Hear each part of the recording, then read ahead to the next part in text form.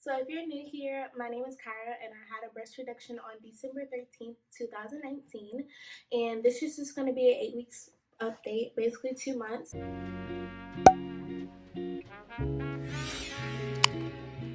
And the first video I came out with, which is my 4 weeks, so if you haven't seen that, stop, go watch that one because I do talk about some things that I'm not going to talk about in this video. But I wasn't really able to talk about everything I wanted, so in this video I'm going to be a little bit more organized and I'm going to hit some of the biggest questions I've had and things that I feel like you should know if you actually already had the surgery and you're going into your recovery. So I've been asking on Facebook about like how old I am and everything like that and how I got it so young. So I'm actually 21 years old. I said in my very first video, I've been wanting this since I was a senior in high school. So it wasn't a spur of a moment decision for me. I've been wanting this for a while. But I know that there's a lot of people on Facebook that reach out. I'm in a lot of support groups, so if you're watching this from a support group, hey, there's a lot of questions as far as like, how did you know the surgery was right for you? When did you decide that you're going to have the surgery? And just like, did you have any regrets? So I was reading the girl's post and she was like, hey, like, has anybody regretted the surgery, regretted like messing with their body? And my answer is no.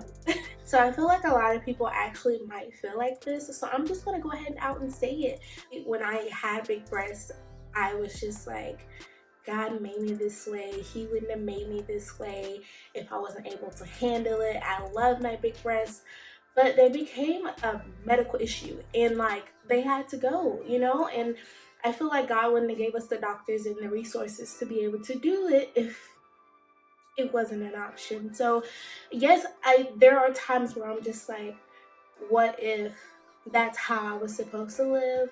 But looking back and looking at how much I feel so much better now. I wouldn't change my decision for anything in the world. If you're somebody who's watching this video that is thinking about getting a breast reduction, my only tip for you is to make sure that you are 100% ready. I don't want anybody to just go into the surgery and regret it.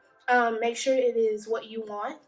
I want to talk about is actually something I forgot to mention in my very first 4 week post-op video, and it's something that is really a good tip for people that are about to have the surgery, who's still thinking about having the surgery, and it's a little TMI, okay? But I feel like this is a really good thing to mention because I did get a lot of questions about it from people who are only like 1 or 2 weeks out.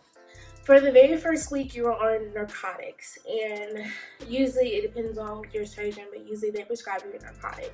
Now, with narcotics, a common side effect is constipation. So I personally did not experience constipation, but that was because of my beautiful mother, and she works in the medical field, so she knew with me being on narcotics, I needed to be on some type of stool softener. Something that I thought everybody knew, but I guess not, so I'm going to say it here. That is something that you're going to need that first week, even going into the second week. I think I took stool softeners for like at least the first 3 weeks. I usually would just take the stool softener every morning. Sometimes I would take them twice a day.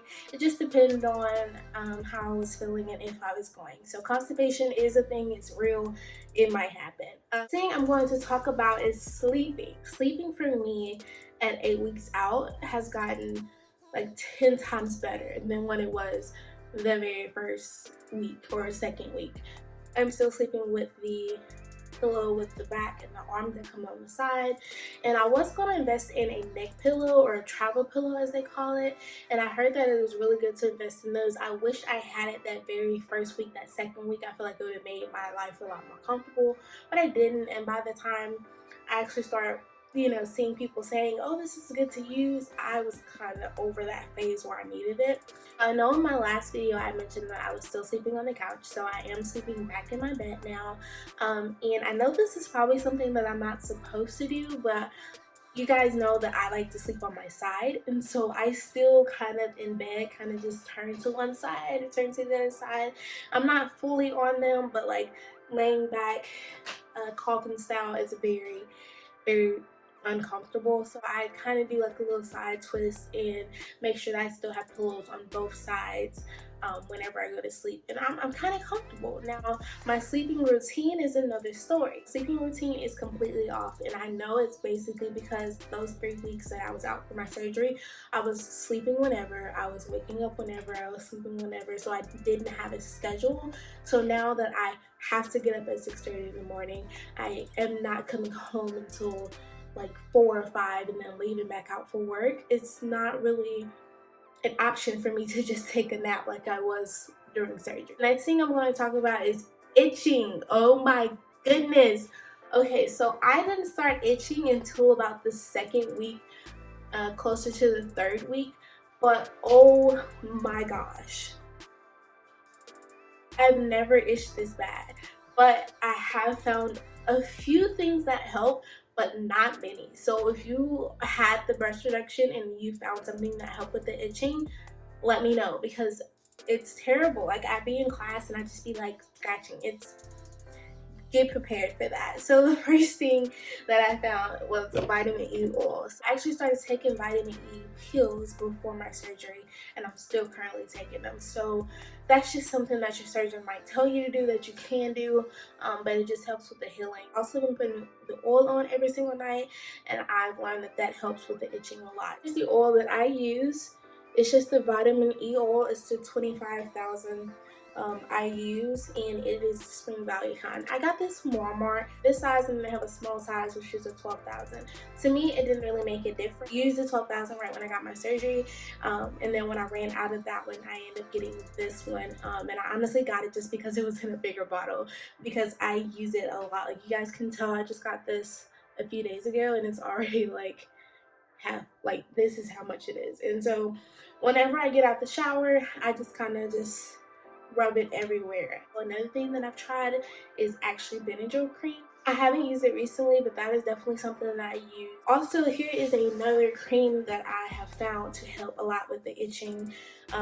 It's the Eczema Relief. I also got this from Walmart, and it's very, very thick. It's the oatmeal screen protectant. So once I had the all clear to take a bath, I was able to put lotion and oil everywhere. Also, something to go right along with itching is peeling. So I didn't start peeling until about 5 weeks, I believe. It might have been even later than that, but I didn't start peeling right away. So this might be something that will be coming up for some of you, and it isn't terrible, and I think the reason why is because I do put on the oil and that thick cream, but if I go a while without anything moisturizing my skin, I just peel and peel and peel and peel.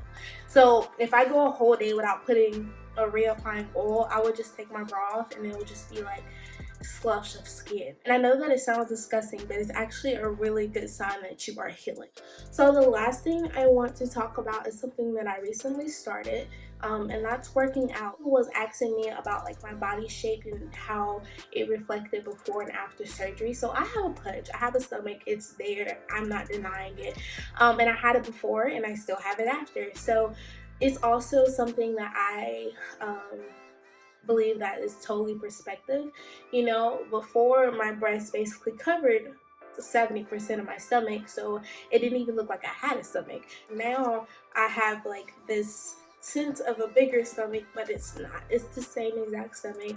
That is something I was insecure about, but now I'm just like, it's there, but the boobs are not. So I'm not really too worried about it, but working out is something that I started, and that's something that I couldn't do before my surgery. So I'm not sure if that was a case with anybody else, but as far as me trying to work out before surgery, my breast was just so big that I would be in so much pain that I just didn't do it. So now I've started working out. The very first night I went, I just did straight treadmill for like 40 minutes. That's all I did. I didn't want to overdo it.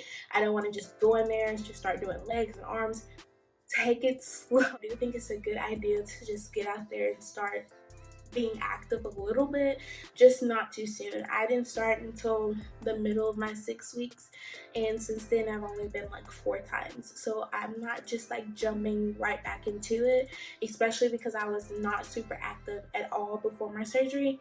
So I also want to build up that tolerance. Now, if you were somebody that was super active and worked out every single day, I'm sure that you can return to working out and doing all that before. So guys, that's all I had for this video. Leave a comment below if you're somebody who had the surgery or about to have the surgery, or if you're not having the surgery at all and you're just watching the video. Hey, how you doing? Leave a comment. I love to respond to you guys. Make sure you hit that like button, subscribe please, and I will see you guys next time.